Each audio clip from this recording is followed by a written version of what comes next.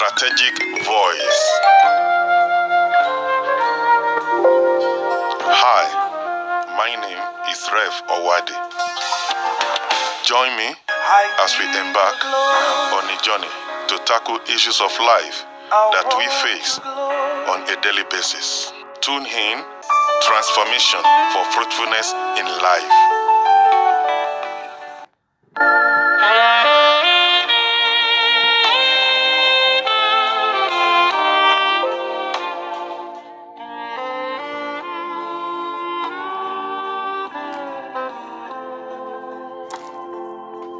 Beloved, I welcome you this morning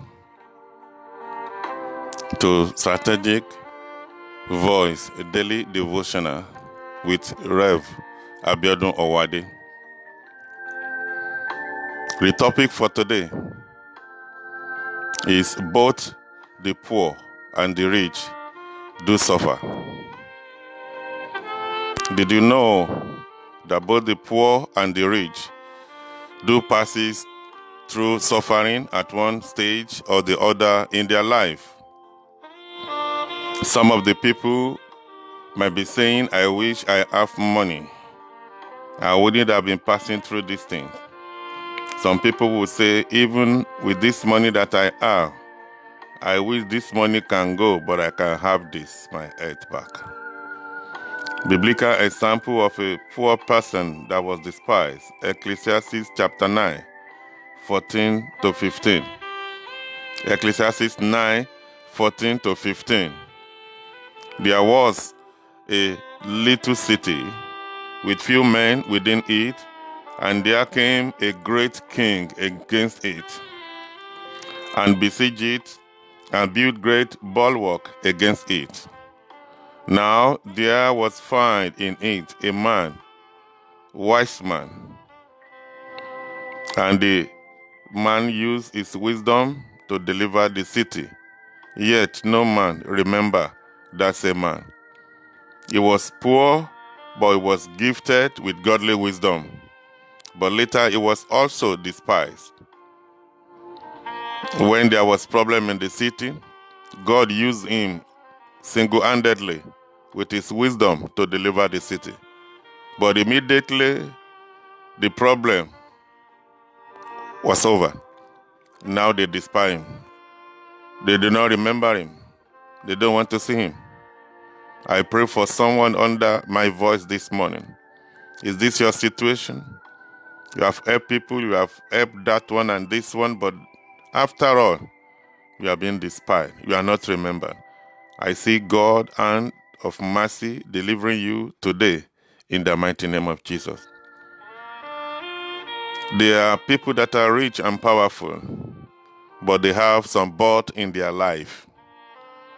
Naaman is a biblical example in 2 Kings chapter 5 verse 1. 2 Kings 5:1.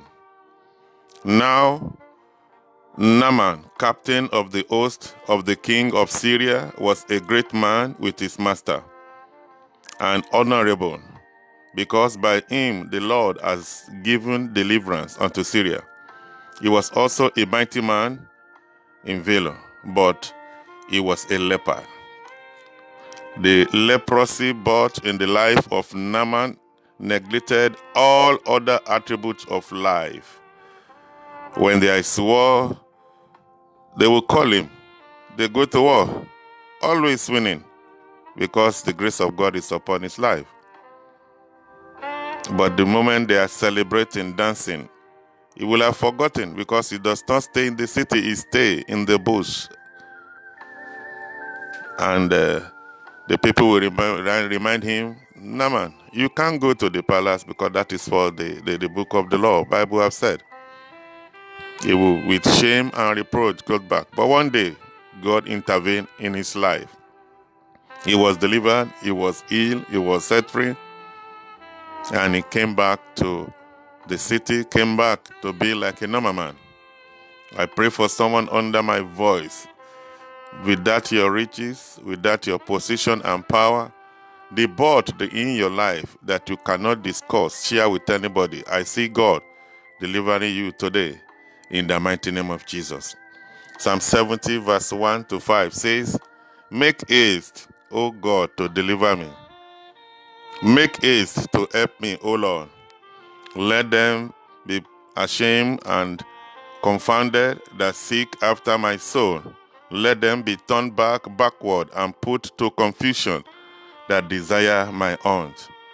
Let them be turned back for a reward of their shame that says, Ah, ah. Let all those that seek thee rejoice and be glad in thee. And let such as that love thy salvation say continually, Let God be magnified. But I am poor and needy. Make haste unto me, O God. Thou art my help and my helper, O Lord, make no tarrying." Psalm 102 verse 13 also says, "Thou shalt arise and have mercy upon Zion, for the time to favor her, yea, the set time is come." Lastly this morning, Isaiah 50 verse 7, "For the Lord God will help me. Therefore shall I not be confounded. Therefore have I set my face like a flint, and I know that I shall not be ashamed." Beloved, I don't know your situation this morning, but one thing that I know, the God of intervention will do something. As you are listening, He's encountering you. So why don't you start to pray this morning? Thank Him for all He has done in your life in the past. Even if you are not alive, how will you have an encounter and transformation and change? How will you have a fulfillment of destiny? So let's appreciate Him first this morning. Appreciate God this morning. Thank Him for the past thing He has done. Thank Him for what He's doing presently, because He's going to touch you. Your life will never remain the same. And thank Him for the future that is ahead of you, which is glorious. Are you praying there? Pray to God now. Pray to God. Appreciate Him.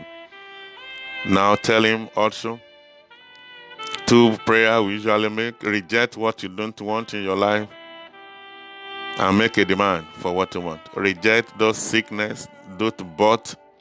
Make a demand for godly ordained blessing, healing.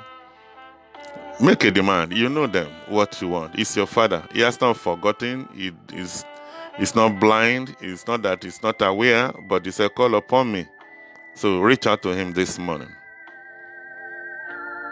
Beloved, we thank God for His intervention and that is upon you and I this morning. Beloved, I pray and I cover our day with the blood of Jesus Christ. That blood is raising standard against every calendar and diary of the kingdom of darkness. God has gone ahead of us into this day. Every mountain becoming plain, valley level up, crooked road becoming smoothing. So I pray your helpers, supporters that you need for the next dimension, they will call you. You will meet them. I pray for speedy manifestation of all that you are called God for. Beloved, it is well with you. This is me, your friend, Rev.